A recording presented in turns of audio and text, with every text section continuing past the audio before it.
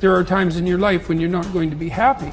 And then what are you going to do? Your goal is demolished.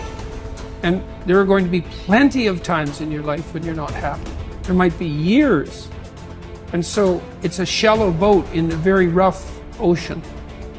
Without a plan, you're gonna stay right where you are. It's time for you to make a move. Write the rules. Be your own director. Take the power. So what's your plan? How are you willing to change? What is it that you're going to do to make a difference? Make today different than it was yesterday? What actions are you willing to take? The least we can do is consider what we've done and individually, collectively do the best we can to try and turn this thing around. I blame no one. I look in the mirror. On the other side of it, what an opportunity we have, because tomorrow's the first day of the rest of our lives. So what an opportunity we have.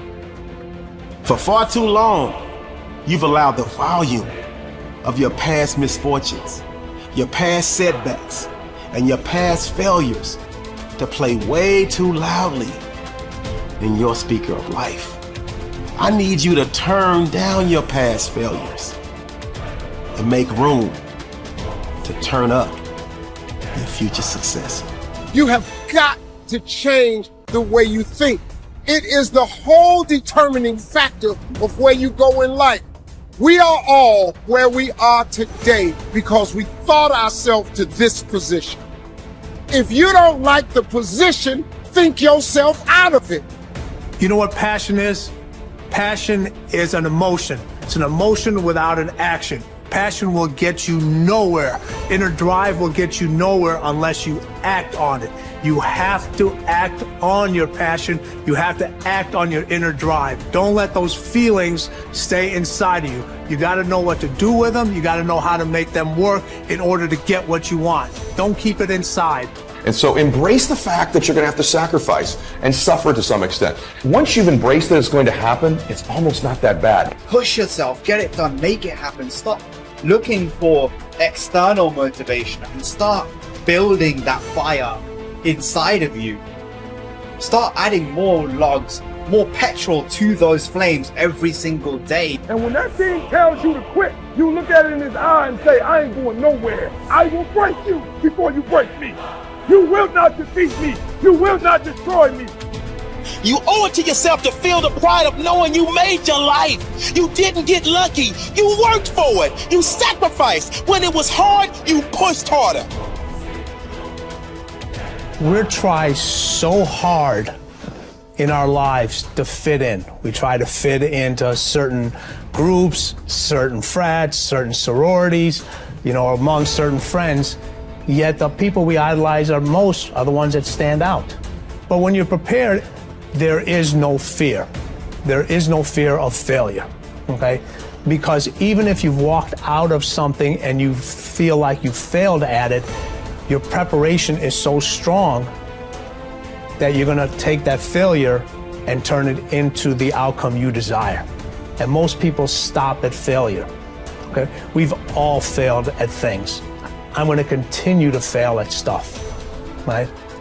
It's the most powerful tool you can use, but it all depends on how you use it. We talk about it in Relentless, okay?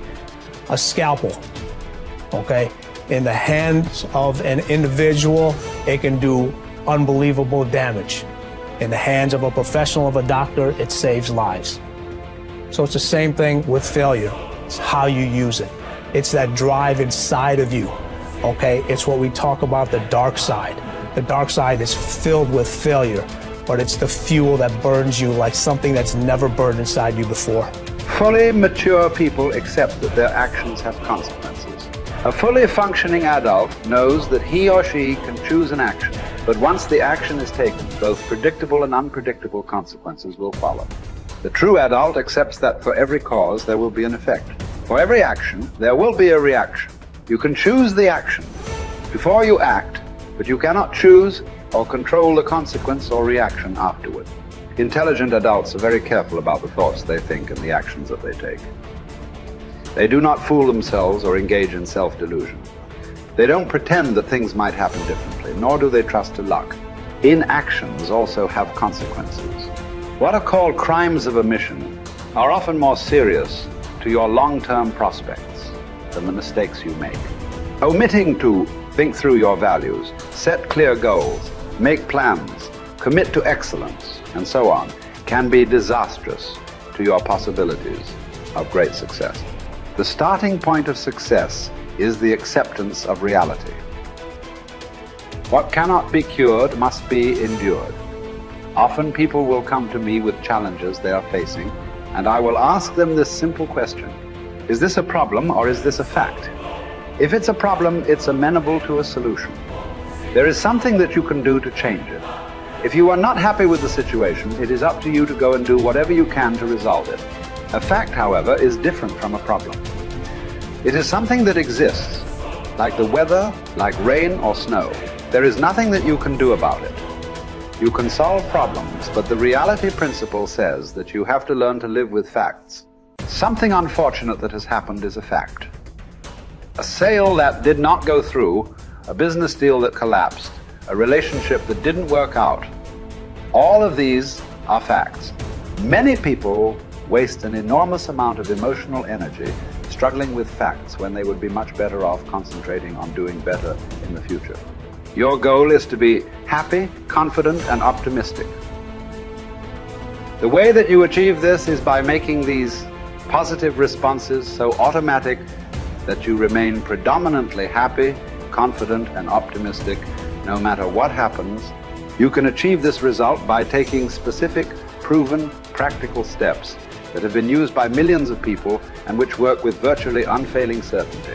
The starting point is accepting complete responsibility for every aspect of your life. The law of sowing and reaping, whatever you sow or fail to sow, is going to determine what you reap in the end. The law of accumulation reminds us that everything counts. Every positive step you take is moving you toward building a great life for yourself. Every positive word or thought or image is deepening your belief and increasing your confidence in your ability to achieve wonderful things. Finally, remember the law of reversibility. If you act in a manner consistent with high performance and high self-confidence, those very actions will generate the feelings consistent with them.